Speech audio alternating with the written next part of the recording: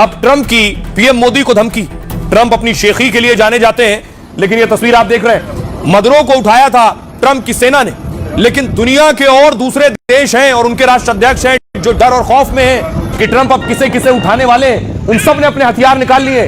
Kim Jong ने एक के बाद एक कई मिसाइलों का टेस्ट कर लिया है।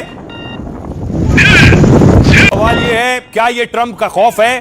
ट्रंप ने इधर एक्शन लिया, उधर दूसरा तानाशाह हरकत में आ गया। इतना ही नहीं, ईरान में भी देखिए डिफेंस सिस्टम एक्टिव हो गए। ईरान में भी बाकायदा डिफेंस सिस्टम आसमान में देखिए आतिशबाजी करते नजर आ रहे हैं, यानी तैयारी कर रहे हैं, क्योंकि वेनेजुएला का डिफेंस सिस्टम फेल हो गया। अब सब अपने अपने डिफेंस सिस्टम आजमा रहे हैं, ये काम करेंगे या नहीं जब अमेरिका अगर घुसकर हमला करता है तो। सिर्फ ईरान, देखिए सब अपने एयर डिफेंस सिस्टम दुरुस्त कर रहे हैं। क्यूबा के राष्ट्राध्यक्ष डरे हुए हैं, ट्रंप ने नाम ले लिया कि ये अगला नंबर इनका है, तो अपने एयर डिफेंस सिस्टम लगा दिए और उनका ट्रायल कर रहे हैं। ट्रंप ने क्यूबा के साथ कोलंबिया क्या नाम लिया है, कोलंबिया ने भी अपनी बख्तरबंद गाड़ियां उतार दी हैं, टैंक उतार दिए सड़क पर। क्या ट्रंप कभी भी अपनी डेल्टा फोर्स भेजकर उनके राष्ट्राध्यक्ष को उठवा लेंगे? इस बीच ट्रंप ने प्रधानमंत्री नरेंद्र मोदी के बारे में कुछ कहा है, जिसको लेकर चारों तरफ सुर्खियां बनी कि आखिर ट्रंप ने पीएम मोदी को क्या कहा। क्या ट्रंप फिर से भारत को धमकाने की कोशिश कर रहे हैं? सुनिए जरा। ट्रंप की इस धमकी की वजह पुतिन से उनका गुस्सा है, क्योंकि ट्रंप के बार बार धमकाने के बाद भी न पुतिन यूक्रेन से जंग छोड़ने को तैयार है और न भारत रूस से तेल खरीदना बंद कर रहा है। तो क्या ट्रंप पुतिन और मोदी से चिढ़े हुए हैं और टैरिफ के बहाने फिर धमकी पर उतर आए हैं? अब आइए आपको बताऊं ट्रंप क्या कह रहे हैं, और सीधी सरल भाषा में बताऊं, ट्रंप कह रहे हैं भारत ने तेल खरीदना कम किया है, लेकिन क्या ऐसा है? सबसे पहले देखिए ट्रंप, दरअसल पहले ये तेल का मार्केट देखिए। ट्रंप ने रूस से तेल खरीदने पर भारत को धमकी दी।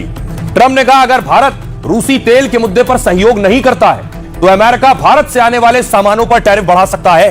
ट्रंप ने भारत को धमकी देते हुए पीएम मोदी की तारीफ भी की है। ट्रंप ने कहा प्रधानमंत्री मोदी एक बहुत अच्छे इंसान है, उन्हें पता था कि भारत के रूसी तेल खरीदने से मैं खुश नहीं था, मुझे खुश करना जरूरी था, इसलिए भारत रूस से आयात घटा रहा है। यूक्रेन युद्ध के बाद भारत रूस का सबसे बड़ा तेल खरीदार बन गया। देखिए कैसे, ये आप देख रहे हैं, दरअसल 30% तेल भारत रूस से खरीद रहा था। अंतर्राष्ट्रीय बाजार में $130 प्रति बैरल तेल मिल रहा था।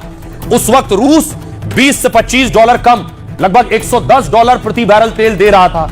जब अंतर्राष्ट्रीय बाजार के मुकाबले कम रेट पर दे रहा था तो भारत खरीद रहा था 18 लाख बैरल तेल रोज रूस से।